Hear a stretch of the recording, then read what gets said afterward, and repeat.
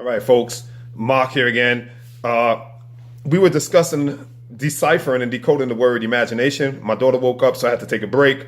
Now I'm back, and I want to continue and finish deciphering this word imagination. So if you watched my previous video, this is the continuation. And so far, what I want to say is the word imagination, we've extrapolated this much thus far, and we can actually formulate a sentence out of the word imagination. This is the sentence of imagination, the synaptic breakdown. And it is I'm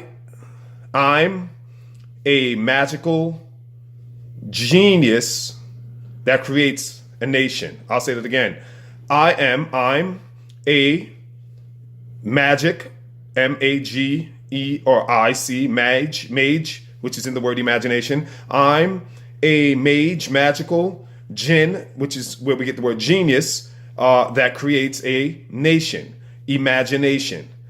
I'm a magical genius who creates his own nation. Nation can be synonymously pronounced world. So I'm a magical genius that creates my own world. I'm a magical genius that creates my world. Imagination. Your imagination is your magical genius to create your own world. And it is I'm having an intellectual orgasm right now. I am literally having multiple orgasms in my mind with this extrapolation, with this ability to draw such sweet, savory, succulent, delicious information out of this deciphering. So your imagination, folks, is a wonderful resourcefulness or resource that we have at our disposal, that we must become conscious. Because here's the thing, you activate your imagination every day on a daily basis, every single day. When you are daydreaming, when you are worrying, when you are idle, when your mind is idling, idle thinking, idle thoughts, self-talk, wandering mind, that is your imagination. The magic is coming in consciousness of the power of the imagination and being more deliberate, being more purposeful and definitive, being definite, having a definite purpose for the imagination. Then you can imagine your world. Then you can be the creator of your own world with through the power of the imagination. Also, again, the word image, as I mentioned before, I'm mage. That's the word image. You break it, you compartmentalize it as I'm mage. And mage, as I explained, is another word for magic, a person who practices magic and bring things about supernaturally. So I'm mage, I'm a magician, I'm magical. Your imagination means you are magical. Once you could understand that you are a magical creature, magical creation, then you can create with the power of your imagination. And I mentioned in the last video, imagination also means the ability to to bring about a desired end of your will. So how many times you will to do something, you want to do something, but we don't get it done. We set goals, we have ambitions, we have aspirations, we have dreams, we have things we want to do, but for some reason we don't get it done. Well, the imagination is the power to be able to conform your objective to your will. Right. Conform your objective to your will. Right. So whatever you will, you have the power to bring that will to fruition, to materialization, manifestation. So also, again, an image is a mental depiction that is in the mind, a mental picture that is in the mind. But what's interesting, because this conversation, this deciphering of imagination obviously has its root in the mind, right? Because all is mind. When you look at the word mind and you go to its Latin root word and you come up on this word mens, M-E-N-S, and from mens you find the word mental. And when you look at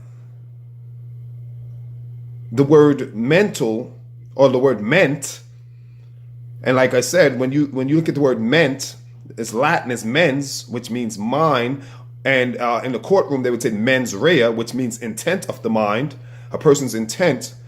When you understand, so when you understand the suffix ment, and you have its Latin meaning mens, which means mind, every word you see that ends with the word ment pertains to the mind. Government. The word govern, we all know what that means: to control, to regulate, to mediate, to have some kind of moderate, control.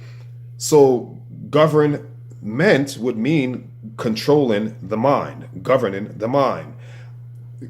If I govern your mind, you're going to think what I want you to think. So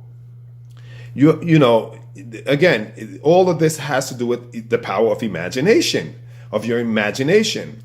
So I'm a magical genius that creates my nation, synonymous world. I'm a genius, a magical genius.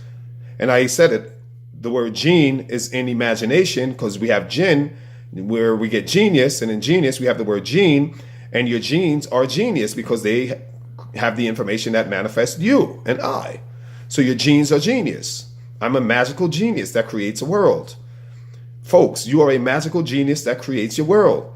Tap into the powers of your imagination. Understand what you wield. Understand what you have at your discretion and at your disposal. Folks, the natural world that we see around us is not your reality. Everything that you can see, feel, touch, everything that pertains to your five senses are not reality.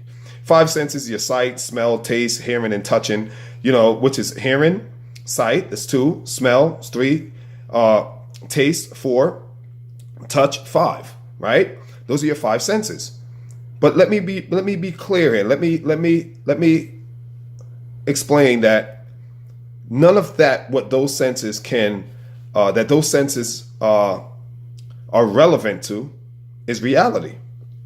No, those five senses. This is highly philosophical, by the way. I didn't read this anywhere. I'm freestyling. I'm being inspired right now because none of this is stuff I read. This is just me being inspired. Those five senses pertain to the natural realm.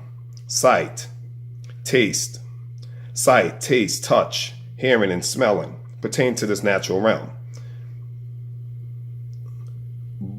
So, but the illusion is that because of these five senses, there's an illusory effect where we kind of like are stuck in this fifth dimension, right? 5-dimensional way of operating through your sight, your taste, your touch, your smell.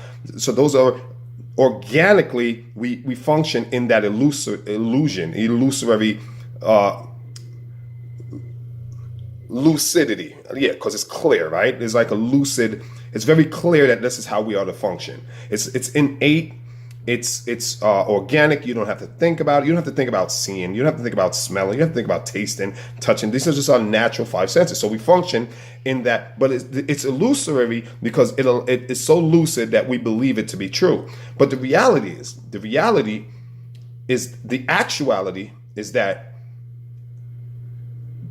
reality is outside of the natural, outside of these fifth dimensional senses, outside of what we can see, feel, touch, and taste. The reality lies in the invisible realm.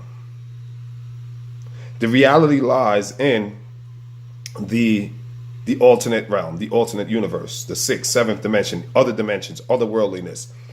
Because from there is where your imagination extracts and draws things into this realm that we exist in. So again, folks, really start to concentrate on your imagination. I know I will. As of today, as of this day forward, I will focus more on my imagination. Einstein said imagination is the greatest force in the universe. It is more important than knowledge. I'm paraphrasing him, but I remember reading somewhere someday Einstein quoted that. So imagination is very powerful. As kids, we tapped into it, we utilize it as children, but as we get older, we get mortgages, we get car notes, we get insurance, we get tickets, parking tickets, we get, all phone bills, we get bills, just all kind of bills. You know what I'm saying? We have jobs, careers, and these things are good because that's where adults. You're supposed to have a mortgage. You're supposed to have rent, or you're supposed to have, these are good. You're mature. You're maturing. It shows that you're maturing. You have a real life. You have your wife. You have your kids. Responsibilities. You have husbands. But these things tend to stifle, suffocate, and hinder the virtues and the qualities, that gem, that magicalness about us, which is what creates our reality, which is what really is reality. Your ability to tap into your imagination and draw from it the things you want to manifest into your life. So, we talked about the subconscious mind. I spoke on the reticular activating system, the RAS. I spoke on, so many different parts of the mind, right? Of our brain, and how we are, superpower, and how we're engineered. I spoke about our inner engineering. So, again, deciphering the imagination. Hopefully you got something out of this. Last sentence, I'll leave it with you again. I'm a magical genius that creates a nation, synonymous with world. So you're a magical genius that creates your nation, your world. I'm a magical genius that creates my world. That's the mantra. That's the message from this deciphering the imagination. Till next time, peace.